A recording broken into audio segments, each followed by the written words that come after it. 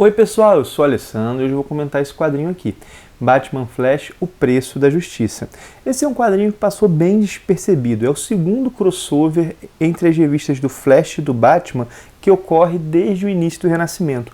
O primeiro deles foi o Bottom, que serviu aí como caminho até a saga O Relógio de Juízo Final. Inclusive, na época, ele estava se dizendo que as sementes plantadas ali iam lá no Relógio de Juízo Final. Mas assim, esse segundo aqui, ele está ligado a um outro crossover, que é outra mega saga, vamos colocar, que é Heróis em Crise. Mas vamos dar um passo atrás.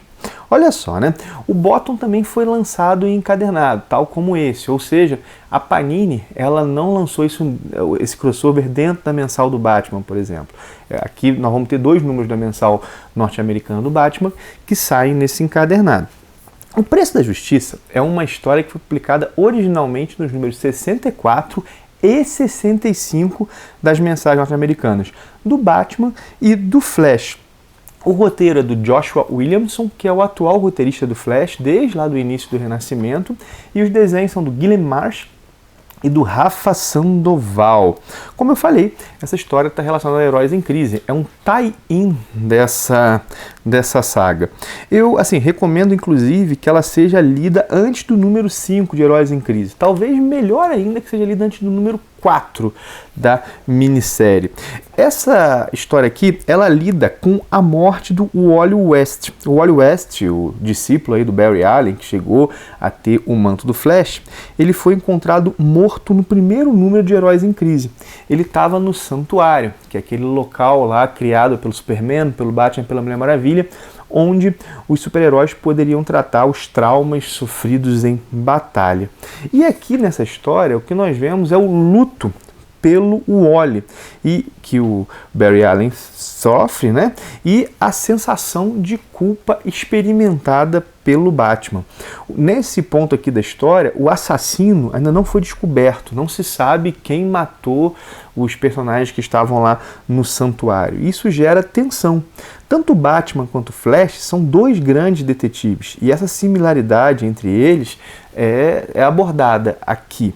Acontece, assim, que eles têm uma admiração recíproca. O Batman admira o Barry Allen, e isso é dito explicitamente aqui, e vice-versa. Só que aqui a dor fala alto. A dor fala alto, há uma recriminação principalmente por parte do Barry pro Batman, mas não só, acontece uma recriminação recíproca, é porque, assim, acaba que foi o Batman que é um dos criadores do santuário, né? A dor fala alto e eles se ofendem. Inclusive a história aborda também o preço do custo do capuz, ou dos custos do capuz, ou seja, dos custos do super-heroísmo, custo principalmente para os que estão à volta, afinal de contas, né? Quais são os custos para a família de um super-herói? Pode virar alvo, né? E nela, assim, nessa história, nós vemos sendo usados alguns elementos da fase do Tom King no Batman. O grande questionado nessa história é o Homem-Morcego. É tido como um hipócrita, é acusado algumas vezes.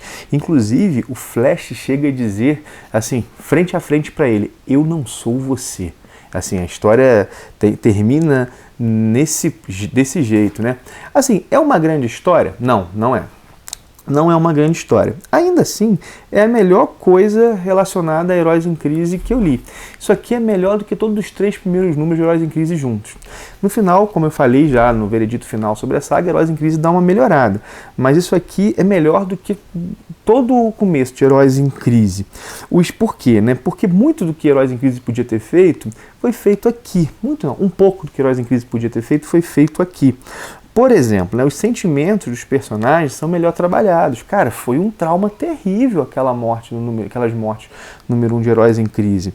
E aqui o drama da situação é melhor explorado. E isso é feito a partir de uma ótica bem interessante, que é a ótica dos familiares de um herói morto, né? Isso é algo que Heróis em Crise podia ter abordado. Essa ideia podia ter aparecido na minissérie principal. Para quem eu recomendo isso aqui? Para quem leu ou está lendo Heróis em Crise, essa saga. Mas não só. Recomendo também para os leitores do Batman do Tom King. Embora isso não seja escrito pelo Tom King, né, elementos da fase desse roteirista no Batman são abordados aqui.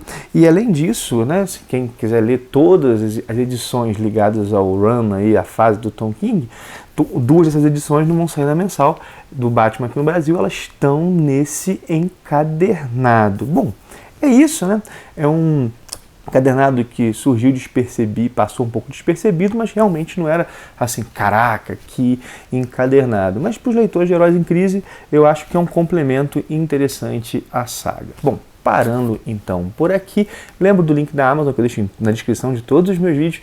Caso você faça uma compra nessa loja lá, lembra do canal. É isso que ajuda a gente a manter a sustentabilidade dos vídeos aqui, com vídeos diários, né? Por falar em vídeos diários, se você não é inscrito no canal, se inscreve, tem vídeo todos os dias por aqui. Ativa o sininho aí, ativa a notificação. Deixa teu joinha se você gostou do vídeo, deixa teu joinha, compartilha ele, né, se você achou ele interessante. O compartilhamento de vocês é o que faz o conteúdo do canal, porventura, chegar a pessoas que possam se interessar por ele. Indica para os teus amigos, assim nossa comunidade aqui do Ministério dos Quadrinhos vai crescendo. Bom, é isso, um abração e até o próximo vídeo.